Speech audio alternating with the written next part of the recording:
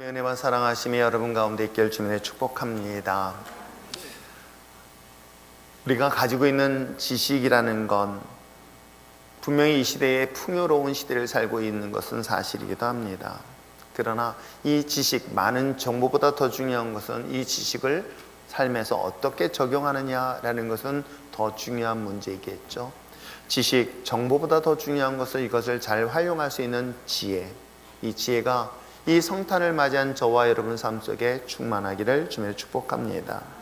특별히 우리가 오늘 성경 본문에 기록되어 있는 것처럼 예수님의 기쁨이 온 교회의 거리 위에 모든 사람들의 환호성 속에 그야말로 축제의 자리 가운데 있을 때 가장 중요한 것은 예수님의 탄생에 대하여 알고 있는 것으로 멈추는 것이 아니라 탄생하신 예수님을 만나는 그런 저와 여러분이 되어질 때에 하나님의 놀라운 은혜와 역사하심이 임하게 될 줄 믿습니다. 2000년 전 예수님의 탄생의 현장에서도 태어난 예수에 대한 이 사건을 직접 눈으로 목격한 사람이 있는가 하면 예수님의 탄생의 소식을 들었습니다만 정말 그들과 관계없이, 즉 예수의 탄생과 전혀 상관없는 두 그룹의 이야기를 성경을 통해서 이야기를 하고 있지요. 그것은 2000년이 지난 지금도 마찬가지입니다.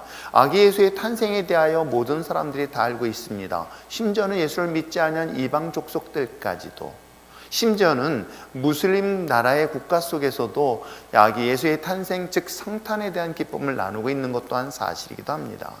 문제는 성탄의 이 즐거운 현장 속에 예수님을 만나는 사람이 있는가 하면 예수와 전혀 상관없는 사람은 오늘 이 시대의 삶 속에서도 동일하게 이루어지는 것처럼 2000년 전 바로 예루살렘 현장에서도 동일하게 일어난 이야기가 오늘 본문 이야기이기도 합니다.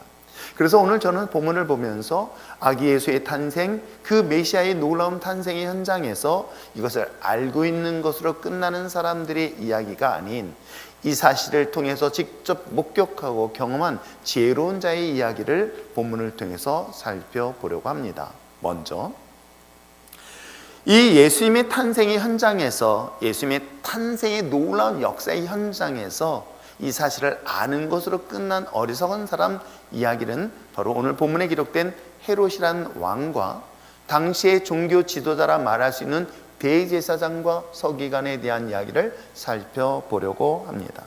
먼저 헤롯, 그는 누구일까? 그는 분명 아기 예수 탄생에 대한 메시아 그리스도에 대하여 관심을 가지고 있는 것으로 성경은 출발하고 있죠. 동방의 박사들을 통해서 유대인의 왕의 탄생에 대한 소식을 듣게 됩니다. 그러자 이 헤롯은 당시 자신의 주변에 종교 지도자라고 말할 수 있는 대제사장과 서기관들을 불러드립니다. 그리고 그들에게 이야기를 합니다. 아기 탄생에 대한 장소가 과연 성경 속에, 즉 오래된 유대의 전승에 의하면 어디서 태어날 것이냐라고 질문을 하죠. 이에 대하여 오늘 6절은 이렇게 이야기를 하고 있습니다. 또 유대 땅 베들레헴아, 너는 유대 고을 중에 작지 아니하다. 내게서 한 다스린 자가 나와서 내 백성 이스라엘의 왕이 될 것이다 라는 그런 오래된 유대의 전생의 이야기를 대제사장과 서기관을 통하여 헤롯은 듣게 됩니다. 즉 아기 예수의 탄생, 그리스도는 어디서 베들레헴이라는 곳에 태어날 것에 대한 이야기를 듣게 되었죠. 자, 헤롯이 이와 같이 예수님의 탄생에 대한, 즉 그리스도의 탄생에 대한 이야기를 듣고 마침내 박사들에게 묻습니다. 과연 그 아기 탄생에 대한 별이 어느 때 일어나느냐라고 묻자 그들은 그러면서 이야기하기를 그 아기 예수를 향하여 8절에 자기는 그를 향하여 경배하겠다, 예배하겠다라고 성경은 헤롯에 대한 이야기를 하고 있습니다. 그러나 사랑하는 성도 여러분, 아기 예수 탄생, 그리스도의 탄생에 대하여 헤롯은 정말 예수 탄생에 대하여 감사함으로, 기쁨으로 그를 경배하고자 하는 뜻이 있었을까요? 여러분이 잘 알고 있는 것처럼 성경 역사 속에 기록된 것처럼 헤롯은 그 아기 예수의 탄생을 기준으로 하여 어린아이들을 다 죽이는 그런 살인자의 사건을 경험한 사람이 바로 헤롯 왕이기도 합니다. 그러기에 오늘 성경 8절에 기록된 것처럼 아기 예수의 탄생에 대하여 그를 기뻐하며 감사하면서 경배하겠다는 의도는 사실은 전혀 다르다는 것을 성경 역사를 통해서 알 수 있습니다. 그러면 헤롯의 관심은 무엇에 있을까요? 사실 그리스도의 탄생에 대하여 관심이 예수를 거절하고 죽이고 마침내 제거하는 것이 아기 예수 탄생에 대한 그를 맞이하는 대상, 그 목적이라는 것을 우리는 성경을 통해서 알 수가 있습니다. 왜 그랬을까를 한번 생각해 보시길 바랍니다. 헤롯은 비록 지금 그의 위치는 왕의 자리에 있었던 건 사실이기도 합니다. 즉 이스라엘을 통치하고 다스릴 수 있는 최고의 자리에 있었던 건 사실이지만 그는 언제나 가지고 있는 컴플렉스, 열등의식을 가지고 있었습니다. 그 열등의식 컴플렉스는 무엇이냐면 자신의 왕이 세워짐에 대한 정당한 당위성에 대한 자신감이 없었던 것 또한 사실이기도 하지요. 왜냐하면 유대인들은 전통적으로 자신들의 왕은 반드시 하나님에 의해서 세워질 것에 대한 기대를 가지고 있었던 것 사실이기도 합니다.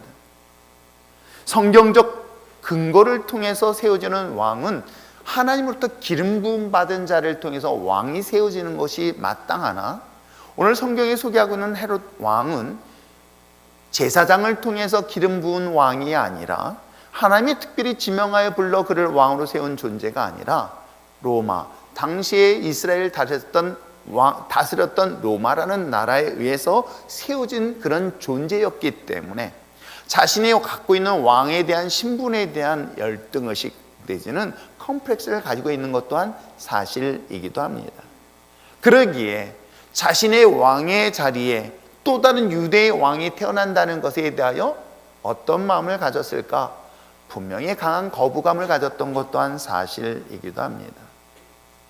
자신의 왕의 자리가 위태로움을 경험했던 상황, 그러기에 박사들이 아기 예수 즉 유대의 왕이 태어난다는 소식을 접하고 난 헤롯은 말로는 겉으로는 그를 향하여 경배하겠다, 예배하겠다라고는 하였지만은 그러나 자신의 자리의 위기를 경험하고 위기의 상황에 이르렀다는 생각에 그는 오히려 예수님을 경배하기보다는 죽이려고 했던 목적이 분명했던 것을 성경을 통해서 알 수 있습니다. 그런데 이것이 헤롯에게만 해당되는 이야기일까요? 2000년이 지난 지금 우리들의 모습은 어떨까요? 여러분, 여러분의 이 자리에 우리가 앉아 있습니다.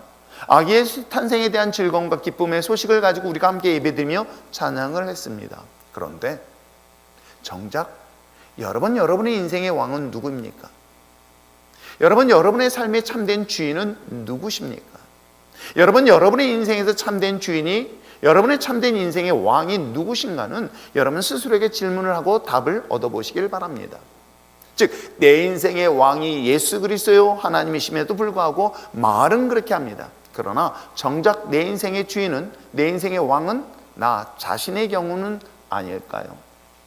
진정한 왕이신 예수 그리스도가 나의 삶의 참된 주인이 아니라 내 인생의 진정한 왕이 나 자신이기에, 나 자신의 왕이 뿐만 아니라 주인이기에 그 어떤 경우도 내가 신앙적이든 종교적이든 피해를 보거나 손해보지 않으려고 하고 있는 그 모습이 있다고 한다면 여러분, 겉으로는 내가 예수님은 나의 주인이시며 나의 왕이라고 말은 하지만 실제적인 삶에서는 전혀 상관없다는, 즉 헤롯과 같은 모습으로 이 자리에 앉아있는 것은 아닐까요? 자신이 자리에 자신을 양보하지 못하고 오히려 예수 그리스도를 거부하고 있는 것은 바로 헤롯의 모습을 통해서 보여주고 있듯 오늘 우리 자신의 모습을 통해서 발견할 수 있지는 않을까를 생각해 봅니다. 그러한 경우는 결단코 자신을 손해보거나 피해보려 하지 않습니다. 하나님 앞에 드려지는 삶에 대하여 어떤 것도 손해보지 않고 있다고 한다면 여러분, 나는 내 안에 내 참된 주인은 나 자신이 아닐까? 내 인생의 참된 왕은 나 자신은 아닐까를 다시 한번 돌아볼 수 있는 여러분 됐으면 참 좋겠습니다. 또 하나 있습니다. 대제사장과 서기관들은 어떨까요? 당시에 대제사장과 서기관이 이 본문에 등장하고 있는 그들은 시대의 가장 대표적인 종교의 지도자들이며 신앙인이라고 말할 수 있습니다. 그러기에 그들이 성경적 지식이 얼마나 해박했는지 헤롯 왕이 오실 메시아에 대한 이야기를 할 때 즉시 바로 성경의 근거에 의한다면 베들레헴에 위대한 하나님의 왕이 날 것이다 라는 이야기를 하는 것을 본다면 그는 분명히 그리스도요 메시아인 그 아기 탄생에 대한 이야기에 대한 성경적 지식은 충분하게 가지고 있던 인물이기도 합니다. 그 이야기가 4절부터 6절까지 기록되어져 있습니다. 그 말씀은 미가서에 예언된 이야기를 근거로 해서 이야기를 하고 있습니다. 그런데 여러분, 아기 예수 탄생의 자리에 대제사장이나 서기관이 방문하거나 달려간 기록은 도저히 찾아볼 수 없는 것이죠. 저는 오늘 이 시대를 보면서 아기 예수의 탄생에 대한 이야기를 너무나 잘 알고 있는데도 불구하고 서기관과 제사장처럼 알고는 있습니다. 알고는 있지만은 관심은 나에게 삶의 중심이 되지 않고 있는 그리스도인, 즉 신앙인, 즉 종교인으로서 삶을 살아가고 있는 또 하나의 모습은 아닐까를 생각해 보는 내용이 본문 내용이기도 하죠. 여러분, 얼마나 위대한 자리입니까? 얼마나 역사적으로 위대한 자리입니까? 우리가 역사적으로 특별하게 어떤 특정한 장소, 특별한 날이면 사람들은 모여서 그 자리를 환호하고 그 자리를 꼭 방문하게 됩니다. 하물며 600년이라는 기간 동안에 약속한 하나님의 왕, 위대한 유대인의 왕의 탄생에 대한 이 예언된 이야기 현장의 소식을 들었는데도 불구하고 정작 관심은 없는 것. 알고는 있지만 관심이 없는 것은 비단 오늘 우리들이 살고 있는 우리 자신의 모습은 아닐까요? 자, 그렇다면 오늘 또 하나의 부류, 즉 소개하고 싶은 사람이 동방의 박사들입니다. 성경에서 우리는 한글로는 그는 동방의 박사라고 소개를 하고 있지만 킹 제임스 버전에서는 그를 영어로 어떻게 표현하고 있냐면 wise man이라고 이야기하고 있습니다. wise. 그는 지혜로운 사람들이라고 성경은 그들을 소개하고 있습니다. 왜 그들을 지혜로운 자라고 이야기하고 있을까? 여기서 이 동방이라는 것은 페니키아, 즉 우리가 잘 아는 바벨론 지역에 있는 박사들입니다. 그들은 별을 보면서 위대한 왕의 탄생을 점쳤던 것 또한 사실이기도 하죠. 그래서 왕을 세울 때 반드시 이들의 조언을 듣습니다. 별자리를 보면서 그 왕이 세워짐이 합당한가 합당하지 않는가에 대한 이야기를 정의를 내리고 결정을 했던 사람들이 바로 오늘 성경 속에 등장하고 있는 동방의 박사들이기도 합니다. 특별히 그들은 누구의 가르침을 받았을까라는 성경적 역사적 근거를 찾아보니 다니엘의 가르침을 받았다는 사실을 성경을 통해서 찾아볼 수 있는데, 어디든 간에 지혜로운 자 동방의 박사들이 누구를 만납니까? 오신 예수의 탄생의 자리에 직접 경험하고 목격하였으며 경배하는 것으로 성경을 소개하고 있습니다. 사랑하는 성도 여러분, 우리는 매년마다 성탄을 맞이합니다. 성탄을 맞이하는데 혹시라도 이 성탄의 자리에 여러분의 삶에 참된 주인이 나 자신이기에 그 오신 메시아는 알고는 있지만 관심의 밖의 대상으로 삼고 있는 자들은 아닐까? 아니면 오신 메시아의 탄생에 나의 삶의 주인이시며 진정 예배자로서의 삶을 살고 있는가를 오늘 본문을 통해서 발견할 수 있는 저와 여러분 되어지기를 부탁드립니다. 그리하여 동방의 박사처럼 와이즈맨, 지혜로운 저와 여러분이 되어지기를 부탁드립니다. 자, 그렇다면 이 동방의 박사가 가지고 있는 특징들 두 가지를 살펴볼 수가 있는데, 뭐냐면은 그가 알고 있는 지식이 있습니다. 정보가 있습니다.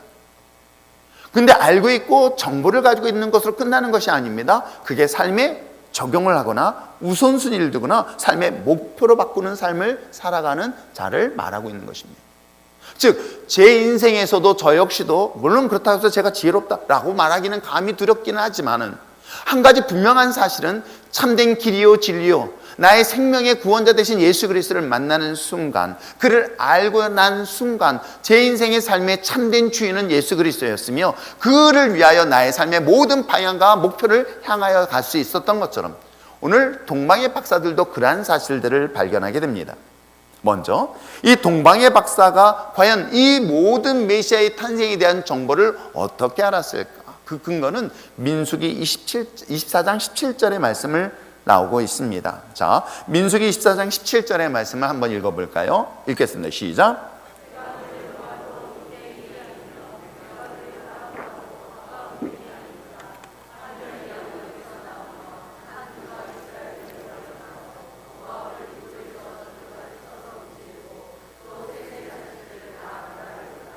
이 본문에서 기록되어 있는 것처럼 부활의 아들인 발람이 발락에게 예언의 이야기를 하고 있는데 하나님의 영이 그에게 임하여서 그에게 예언의 메시지를 전하고 있는 내용이기도 합니다. 한 별이 야곱에서 나올 것이다 라고 이야기를 하고 있죠. 즉 메시아의 탄생을 알리는 별이 야곱의 후손에서 나올 것에 대한 이야기를 발람은 예언을 통해 성령의 감동을 통해서 말씀을 전하고 있었던 것. 이 이야기가 유대인들에게 오랫동안 전승되어지고 전통으로 이어지면서 전해진 이야기이기도 합니다. 마치 우리 집안에 몇 대로부터 오래된 예언된 이야기가 있으니 이제 먼 훗날 우리 자손들에게는 누가 위대한 인물이 태어날 것이다 라고 하고 있는 이야기처럼 우리나라에 큰 위기를 만나지만 반드시 오랫동안 역사의 흔적을 찾아보니 앞으로 위대한 인물이 태어날 것이다 라는 것처럼 유대인들도 마찬가지입니다. 이 발람의 예언 이야기를 통해서 야곱의 후손 그 가운데서 위대한 왕이 태어날 것이다 라고 이야기를 하고 있습니다. 자, 위대한 왕, 이 예언된 메시지는 먼저 누구를 소개하고 있냐면 다윗을 소개하고 수 있습니다. 그러나 다윗으로 멈추지 않았습니다. 바로 이것이 후대 이스라엘의 위대한 왕 메시아까지도 상징을 하고 있는 것이기도 하죠. 자, 이 이야기가 지금 어디서 전승되는 이야기예요? 유대인들에게 이야기 전승처럼 이야기하는 전설 같은 이야기이기도 합니다. 그런데 지금 이 동방의 박사는 그야말로 유대인과 전혀 상관없는 이방인들입니다. 페르시아라는 그 나라에 속해 있는 사람들이 어떻게 했길래 유대의 전통적 이야기, 즉 성경이 말하고 있는 민수기의 전통적 이야기를 어떻게 알았을까요? 그런데 놀랍게도 그 근거를 다니엘을 통해서 살 수가 있는데 다니엘서 2장 48절의 말씀을 또 한번 읽어볼까요? 다니엘서 2장 48절 읽겠습니다. 시작.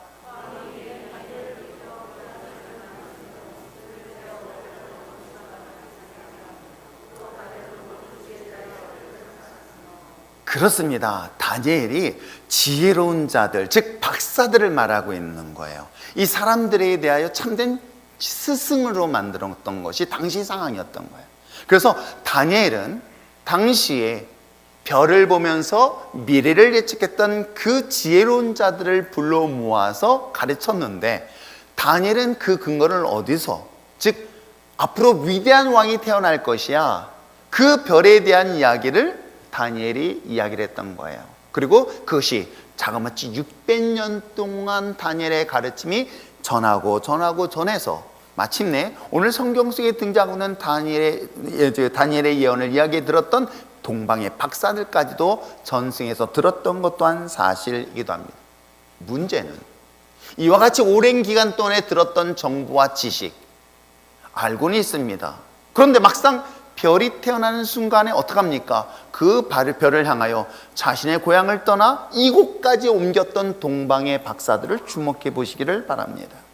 알고 있는 지식에 따라 별을 발견하였고 그 먼 거리를 떠나 여행했던 이들, 알고 있고 발견한 것으로 삶으로 끝나는 것이 아니라 여러분의 삶의 참된 주인이시며 참된 진리이시며 생명의 길이신 예수 그리스도가 여러분의 삶의 참된 주인이라는 사실을 알고 발견했다고 한다면 여러분은 어떤 삶을 살아야 될 것인가요? 여전히 주님과 상관없는 삶을 살 것인가, 아니면 주님을 바라보며 주님을 따르는 자의 삶을 살 때 갈 것인가? 지금 동방의 박사의 차이가 여기에 있다는 것이에요. 우리는 오랫동안 신앙생활하면서 예수님이 나의 참된 구원자심을 우리가 신앙생활 어렸을 때부터 하면 다 알고 있습니다. 예수님이 나를 위하여 죽으시고 나를 위하여 부활하셨으며 다시 오실 메시아를 우리는 기다린다는 것 또한 다 알고는 있습니다. 그런데 정작 우리의 삶의 방향이, 삶의 목적이, 삶에 가고 있는 우리의 시선이 어디에 있느냐라는 것이겠죠. 동방의 박사는 이러한 정보를 아는 것으로 끝나지 않았습니다. 이 사실을 알고 그 동방에 있던 박사들이 그 찬란하게 빛나는 예수 그리스도를 향하여 삶의 모든 방향을 정하여 왔을 수 있었던 것처럼, 여러분 참된 지혜자는 여러분의 참된 구원자 되신 예수님을 향하여 바라보고 나올 수 있고 주목할 수 있고 참된 삶의 목적이 될 수 있는 저와 여러분 되시길 부탁드립니다. 그러나 그것만으로 끝나지 않았습니다. 알고 있고 자신의 삶의 방향으로만 끝나는 것이 아니라 아주 중요한 단어인 경배하다, 예배자의 삶으로 승화했다는 사실인 것입니다. 11절 말씀, 본문 말씀 읽어볼까요? 11절 읽겠습니다. 시작.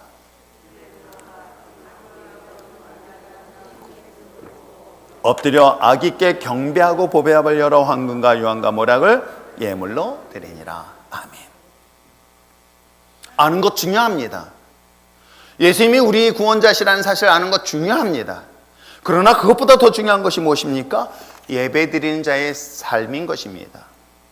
내 삶의 목표가 하나님을 향하여 나가는 것 중요합니다. 그러나 그것만큼 중요한 것이 삶에서 흔적으로 나타나는 것이 예배자의 삶인 것입니다.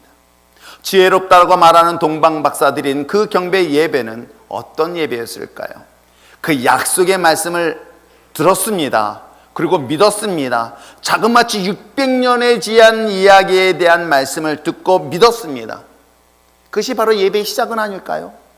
그런데 이것만으로 끝나지 않았습니다. 그래요, 오늘 우리가 예배를 주님을 향하여 드립니다, 하나님을 향하여 드립니다 하고 왔습니다. 그런데 놀랍게도 그들이 머물고 있었던 고향 땅은, 이 페르시아라는 것은 이 베들레헴까지 오는 거리로 따져보니 약 1600km에 해당된다고 합니다. 우리나라 400km 정도 되어지니까는 왕복 800km, 두 번을 왔다 갈 수도 있는데 KTX로 가는 것이 아니라 비행기로 옮겼다고 합니다. 아닙니다. 교통수단으로 한다면 낙타든 말이든 이와 같은 수단으로 이동하는데 자그마치 어느 정도 걸렸냐면 약 4개월의 시간이 소요됐다고 합니다. 4개월에 걸쳐서 그 아기 예수 탄생에 대한 이야기를 들었고 그를 향하여 예배드리기 위하여 그 먼 거리를 오는 과정을 한번 상상해 보시기를 바랍니다. 거리에 대한 장애물, 장벽들, 수많은 가로막고 있는 예배의 그 방해물들을 뛰어넘고 극복하여 나온 자리가 바로 이 자리였던 거예요. 사랑하는 성도 여러분, 우리는 예배가 중요하다는 것은 신앙생활 해본 사람들은 다 압니다. 그런데 예배를 방해하는 요소들이 얼마나 더 많이 있습니까? 성탄을 통해서 우리가 하나님이 예수 그리스도의 탄생을 모두 기뻐합니다. 예수님이 우리의 구원자라는 사실을 전부 다 알고 있습니다. 그런데 구원자 대신 예수님을 여러분의 삶에 정말 참된 주인으로 주목하고 있습니까? 그 주목한 예수님을 향하여 예배드리는데 얼마나 많은 방해 요소들이 있습니까? 장애물들이 있습니까? 그 장애물들을 뛰어넘고 이 자리에 나와야 있을 줄 믿습니다. 그것이 예배인 거예요. 예배는 그냥 내버려 두지 않습니다.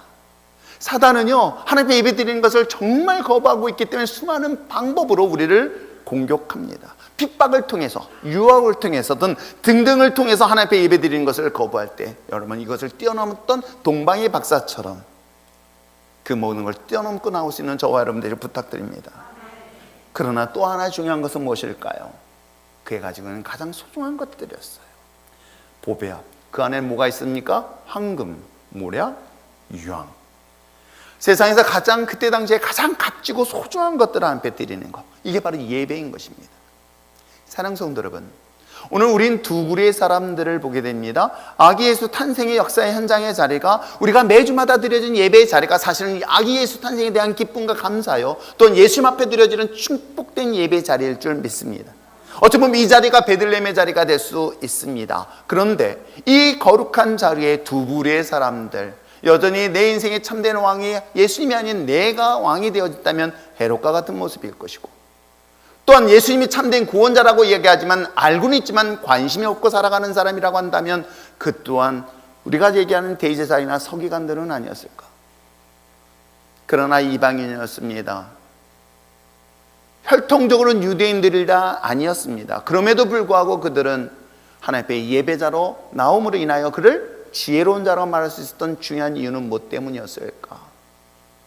그는 그 인생 속에서, 내 인생 속에서 참된 구원자인 메시아가 나의 삶의 목표가 되어지고 중심이 되어질 수 있는 저와 여러분 되시길 부탁드립니다.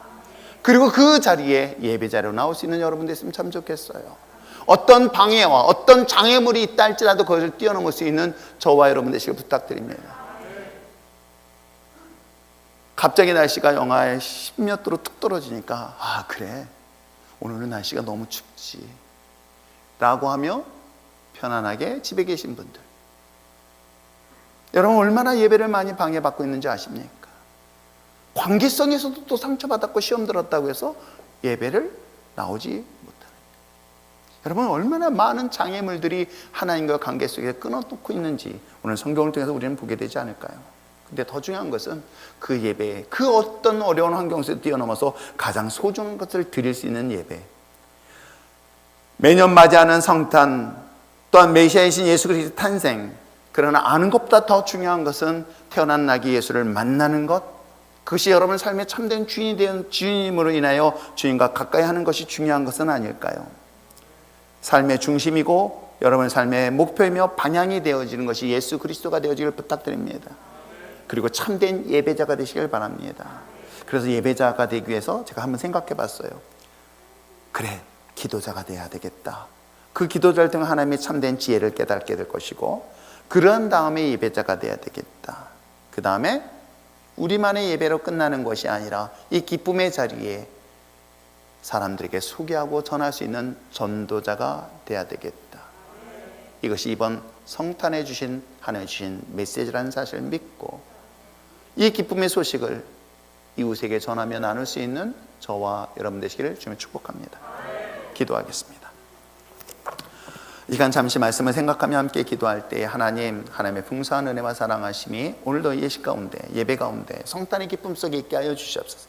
매년 맞이하는 이 성탄이 이제는 하나의 형식으로 끝나는 것이 아니라 나의 삶의 참된 주인이십니다. 참된 주님을 향하여 하나님 예배자의 삶이 되게 하여 주시옵소서. 나의 가장 소중하고 값진 것을 하나님 앞에 드릴 때에 하나님 이 일을 통하여 살아계신 여호와 하나님을 만나 나의 삶의 참된 주인이 되게 하여 주시옵소서. 다 같이 주님 앞에 간구하며 기도하되 이것으로 멈추는 것이 아니라 고통 속에 실망하는 자들에게 아기 예수 탄생의 기쁨의 소식을 전하고 함께 그들과 함께 주님을 만날 수 있는 거룩한 자리로 나오게 하여 주시옵소서. 다 같이 기도하시겠습니다. 사랑이 많으신 하나님 아버지 감사합니다.